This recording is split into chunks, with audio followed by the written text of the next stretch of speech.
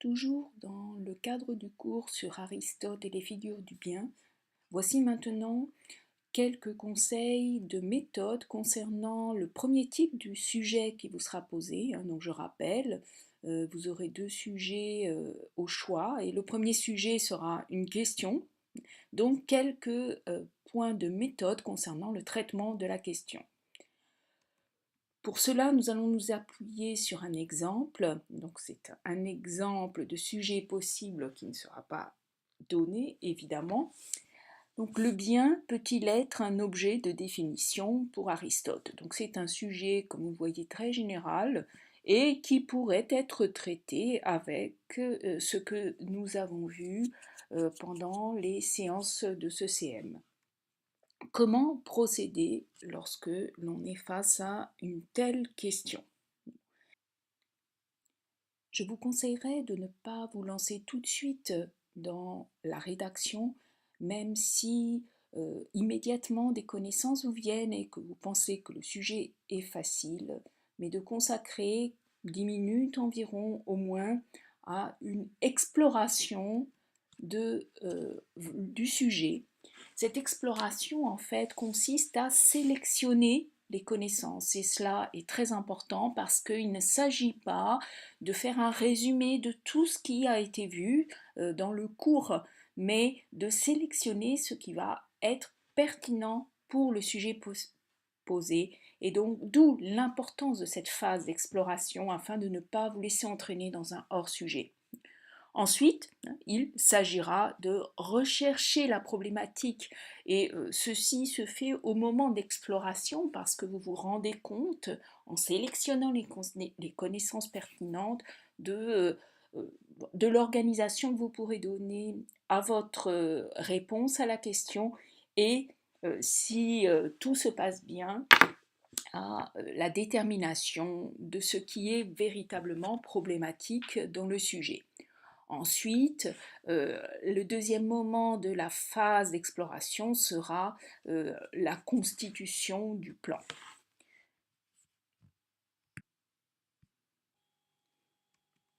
Si j'en viens maintenant à l'exemple choisi, donc l'exemple de sujet, le bien peut-il être un objet de définition pour Aristote? Quelles sont, dans ce que nous avons vu ensemble en cours, les connaissances pertinentes qui peuvent être mobilisées pour traiter le sujet? En gros, qu'est-ce qui est en relation avec le sujet dans ce que nous avons vu en cours, le reste devant être éliminé. Je reprends l'exemple. Donc lorsque, dans ce que nous avons vu en cours concernant la définition du bien, nous pouvons, dans un premier temps, nous reporter à la question des causes, puisque nous avons distingué les 4 causes. Dans ces causes se trouve la cause finale. Alors qu'est-ce que la fin d'une chose? C'est son bien.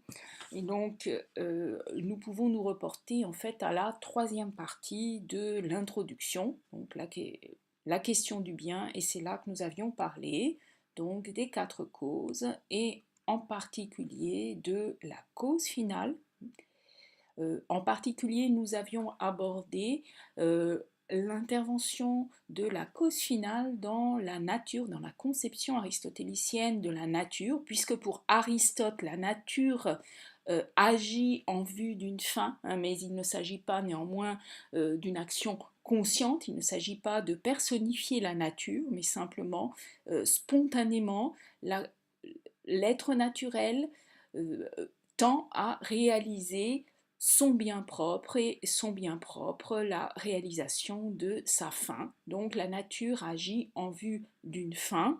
Donc c'est une maxime qui revient souvent chez Aristote, ou aussi la nature agit en vue du meilleur, donc de fait en vue du bien.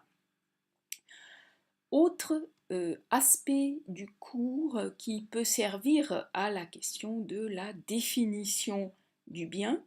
Alors là, c'est une partie du cours qui avait été beaucoup plus centrée sur cette question précise, le débat entre Platon et Aristote sur la possibilité de définir un bien unique, puisque là, je le rappelle, j'en ai déjà parlé dans la vidéo concernant les choses à réviser, Euh, donc, euh, pour Platon, il existe une forme du bien unique, du bien en soi, à laquelle on peut rapporter tous les biens particuliers, et donc qu'en principe on peut définir, alors que pour Aristote, il ne peut pas exister de définition générique du bien. Le bien se dit en plusieurs sens, et de fait, il se dit en autant de sens que l'être, et en particulier, il se dit en fonction des catégories. Donc ici, voilà la diapositive qui rappelle la partie de l'introduction qui était consacrée à l'étude de cette question. Et ici, donc, le chapitre 4 du livre 1 de l'éthique à Nicomaque, qui est plus particulièrement la partie de l'œuvre aristotélicienne consacrée à cette question. Ensuite, dans toujours les connaissances que l'on peut mobiliser pour traiter ce sujet particulier, donc choisi à titre d'exemple, vous avez bien évidemment la définition du bien pour l'homme, hein, ou du souverain bien. Donc il s'agit du bien uniquement pour l'homme, hein, et non pas du bien pour toutes les substances, hein, voire même pour ce qui n'est pas réellement une substance, comme la cité, hein, mais là nous n'avons pas eu le temps de traiter la question du bien au niveau politique. Donc la définition du bien pour l'homme, le souverain bien, dont le nom donc est le bonheur, mais ensuite dont la définition va faire l'objet de tout un cheminement. Donc c'est ce que nous avons vu dans la première partie, et dans le deuxième chapitre, la définition du bonheur. Dans cette définition du bonheur, nous sommes arrivés en fait juste à la première partie de la définition que je vous rappelle ici. Donc, voilà pour la sélection des connaissances qui pourront être utilisées. Alors maintenant, la partie la plus difficile sans doute de la phase d'exploration, mais une fois que l'on a réussi à, je dirais, surmonter cette épreuve, on peut dire que le devoir est fait. Donc, il suffit encore de le rédiger pendant 3 heures, mais on peut dire que c'est fait. Donc c'est rechercher une problématique, ou si on n'arrive pas à une vraie problématique, parce que là, il ne s'agit pas d'une dissertation comme une dissertation de philosophie générale, mais il s'agit d'une question, la réponse à une question en histoire de la philosophie. On vous demande simplement à le traiter chez Aristote, donc on ne peut pas toujours arriver au même niveau de problématisation que on peut connaître lorsqu'on rédige une dissertation de philosophie générale, où on vous pose la question en général. Par exemple, le bien peut-il être défini? Point. Dans ce cas précis, on vous demande simplement de parler d'Aristote et de la question telle qu'elle est élaborée par Aristote ou dans l'œuvre aristotélicienne. Et donc, en principe, la chose est plus simple. Alors, qu'est-ce qu'une problématique? Qu'est-ce que la problématique? Eh bien, la problématique, comme dans une dissertation de philosophie générale, c'est la question ou l'ensemble de questions plus fondamentales qui se cachent derrière la question posée, ou qui doivent permettre de répondre à la question posée. Donc, si nous prenons maintenant l'exemple qui est choisi, donc le bien peut-il être un objet de définition pour Aristote?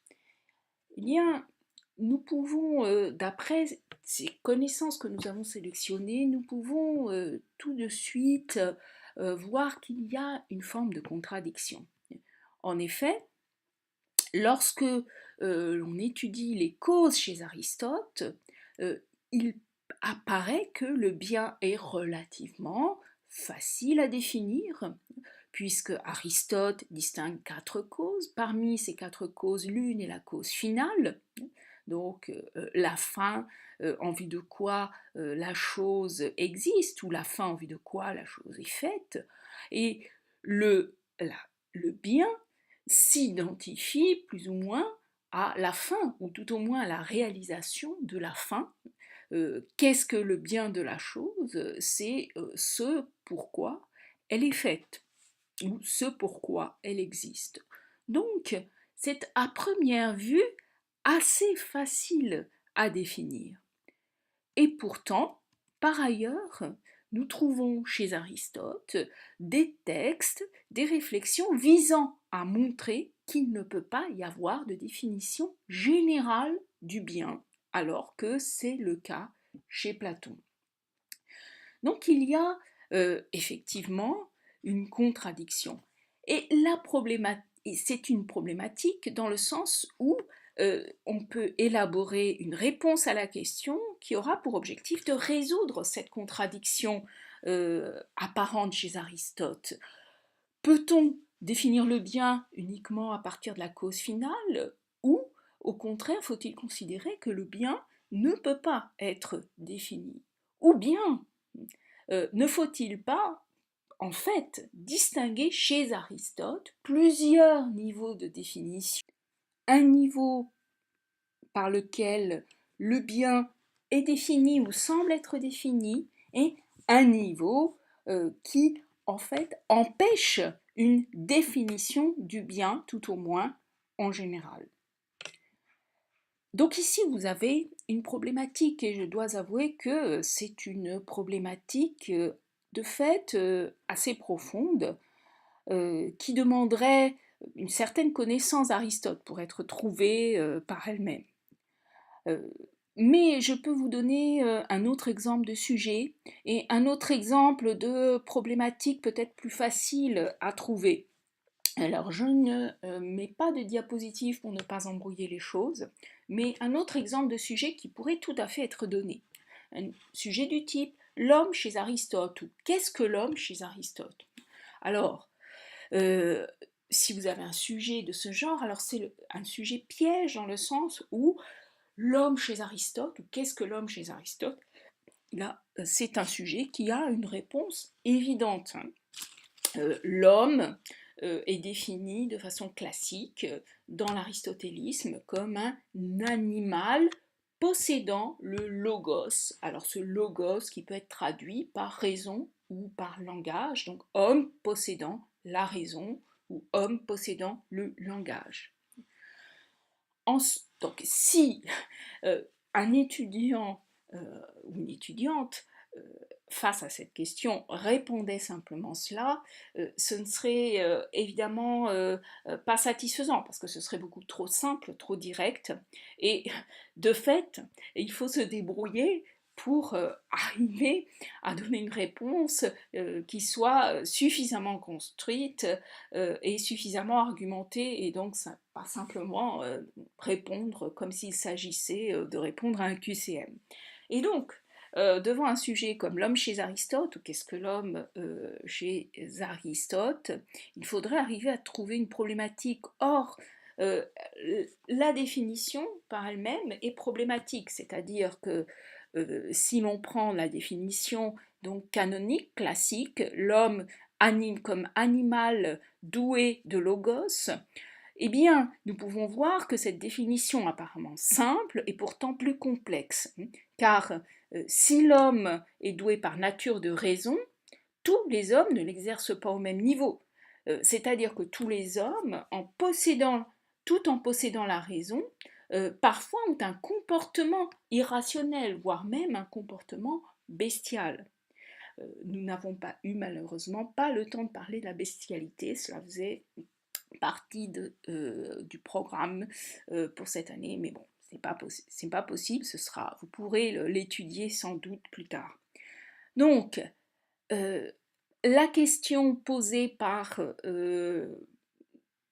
la question philosophique profonde posée par la question qu'est-ce que l'homme chez Aristote, et finalement que signifie être doué de raison, et en particulier que peut signifier être doué de raison si on ne l'exerce pas toujours cette raison. À partir d'une telle problématique, donc d'une telle interrogation de la définition canonique de l'homme comme animal doué de raison, on pourrait par exemple élaborer un plan du type, première partie, où l'on montre ce par quoi l'homme est un animal. Et donc là, je dirais que c'est plutôt une approche biologique de l'humanité et des fonctions inférieures de l'âme, comme nous avions vu, âme végétative, âme sensitive. Et on peut montrer donc que l'homme partage ses fonctions avec l'animal. Et bon, si jamais bon, vous aviez des connaissances sur la question, voire parfois des formes de continuité qu'on peut trouver entre l'homme et l'animal chez Aristote. Ensuite, on pourrait mettre donc une deuxième partie, au contraire, qui montre pourquoi chez Aristote la raison définit l'humanité et la distingue radicalement de l'animalité. Et enfin, une troisième partie qui montrerait comment rationalité et irrationalité peuvent coexister en l'homme. Donc ce serait une partie qui pourrait être consacrée en partie à la distinction entre les différents niveaux d'être en puissance et les différents niveaux d'actualisation. Et donc, ici, vous voyez que un autre type de problématique qui permet de déboucher elle-même donc sur un plan où si vous n'arrivez pas à trouver véritablement de problématique, c'est-à-dire cette question plus fondamentale qui permet de vraiment cerner le sujet, vous avez d'autres plans possibles, par exemple un plan par domaine. Ici je reprends la dissertation donc, du type qu'est-ce que l'homme chez Aristote, eh bien vous pourriez élaborer donc un plan par domaine. Qu'est-ce que l'homme au niveau biologique, qu'est-ce que l'homme, première partie, qu'est-ce que l'homme au niveau éthique, deuxième partie, qu'est-ce que l'homme au niveau politique, et là, troisième partie. À condition de ne pas trop faire de hors-sujet dans chacune des parties. Donc c'est un plan qui pourrait tout à fait être possible. Je retourne maintenant au sujet que nous avons pris pour exemple pour notre cours, donc le bien peut-il être objet de définition pour Aristote? Eh bien, si nous partons de la problématique que nous avons posée, c'est-à-dire la contradiction entre le fait que le bien apparemment peut être facilement défini à partir de la cause finale, alors que par ailleurs Aristote prend soin de bien montrer que le bien ne peut pas recevoir de définition générique, eh bien, je proposerai à partir de cette problématique-là, donc un plan. Alors, première partie qui montre que le bien n'est pas définissable pour Aristote, donc là c'est le débat Aristote-Platon sur la définition générique du bien. Deuxième partie, que malgré cet obstacle, néanmoins nous pouvons caractériser chez Aristote le bien à partir de la cause finale.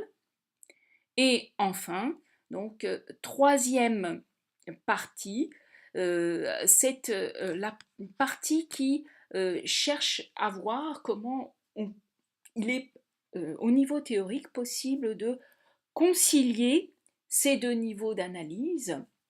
Et donc ce serait par exemple une partie qui pourrait s'appuyer sur la définition aristotélicienne du bonheur, puisque finalement le bonheur est dans un premier temps caractérisé comme la fin ultime de toutes nos actions, donc comme le souverain bien, et donc il est de fait caractérisé à partir de la cause finale. On peut dire que le bonheur, c'est la cause finale de l'action humaine. Mais pourtant, cette caractérisation ne suffit pas à Aristote et il a besoin d'aller plus loin et d'en passer par la fonction propre de l'homme, etc., l'excellence, la vertu, bon, donc tout ce qui ensuite va lui servir à définir le bonheur. Donc ce qui montre bien que il existe donc certainement plusieurs niveaux de définition. Donc voilà, je dirais ici un plan qui est élaboré à partir de la problématique. Donc c'est ce qui, pour moi, correspond à l'idéal, c'est-à-dire avec un plan comme celui-ci, si l'on maîtrise suffisamment son cours, là on peut se diriger vraiment vers une très bonne note, voire une note excellente. Mais on ne parvient pas toujours à trouver une problématique de ce genre. Et donc je vais vous proposer à partir du même sujet un autre type de plan. Donc une deuxième version, donc je dirais un second choix de mon point de vue, mais parfois, et c'est le seul choix que l'on a, donc on peut faire quelque chose de bien, voire de très bien avec. Et donc un plan qui là est un plan donc, qui procède par domaine. Et donc je dirais premier domaine, la définition du bien dans la nature. Et donc là, je pense qu'on pourrait mobiliser tout ce que nous avions vu sur la cause finale, sur cette cause finale qui est présente dans la nature, qui s'identifie à la forme par rapport à la matière. Et donc à partir de là, on peut dire que le bien d'une chose naturelle, c'est sa forme. Et donc, en tant qu'on peut définir la forme de la chose, on peut définir son bien. Ensuite, le bien chez l'homme, et là, on pourrait consacrer, alors là, de façon progressive évidemment, en distinguant en différents moments, mais on pourrait consacrer donc une partie à la définition du bien pour l'homme, c'est-à-dire du souverain bien et du bonheur, et on pourrait ensuite consacrer une dernière partie à la question de la définition générique du bien. La conclusion de tout cela étant que l'on ne peut pas définir le bien en général, mais qu'on peut néanmoins définir le bien pour chaque chose. Et donc, dire que le bien, c'est la fin de la chose, pour Aristote, ça n'est pas vraiment définir. Pour lui, définir le bien, c'est vraiment préciser la nature intrinsèque du bien de cette chose, et cela ne peut pas simplement être une caractérisation du bien comme la cause finale. J'en viens maintenant à quelques questions qui sont couramment posées. On me demande souvent combien de parties sont attendues. Donc ici, je vous ai présenté à chaque fois des plans en 3 parties. Pourquoi? Parce que bon, c'est ce qui est le plus commun, ce qui est considéré comme l'idéal. Donc ça, c'est l'héritage. C'est en fait le résultat d'un héritage de l'hégélianisme. Donc c'est propre à de l'enseignement de la philosophie en France. Bon, donc 3 parties, on considère en général que c'est l'idéal, mais ce n'est pas du tout obligatoire. Vous pouvez tout à fait faire 2 parties. Personnellement, je préfère 2 parties pertinentes qui ont bien été rédigées et approfondies à 3 parties dont la troisième est une sorte d'essai de conciliation, mais qui parfois aboutit plutôt à des contradictions et qui n'apporte rien de plus. Donc, si vous n'avez rien de plus à dire dans votre troisième partie ou dans ce que vous voulez donc élaborer comme troisième partie, je vous recommande de vous en tenir à 2 parties.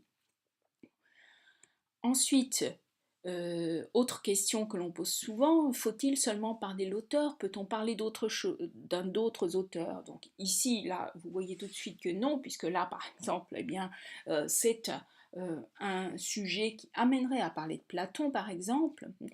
Mais là, je peux lier ça à la dernière question qui est souvent posée. Alors, c'est avec un point d'interrogation. Hein. S'agit-il seulement du cours ou faut-il seulement se servir du cours? Eh bien, non. Si vous avez évidemment, donc vous pouvez vous référer à ce que vous avez vu en TD, mais aussi à toutes sortes de lectures et de connaissances personnelles. Et donc, pouvez-vous parler d'autre chose que d'Aristote ou de Platon? Eh bien oui, mais je dirais si c'est pertinent et si ça ne vous entraîne pas dans un hors-sujet. Il est hors de question de consacrer un paragraphe à un autre auteur, par exemple, mais simplement une remarque qui peut être utile. Euh, Là, peut-être une question qui se pose plus particulièrement en histoire de la philosophie.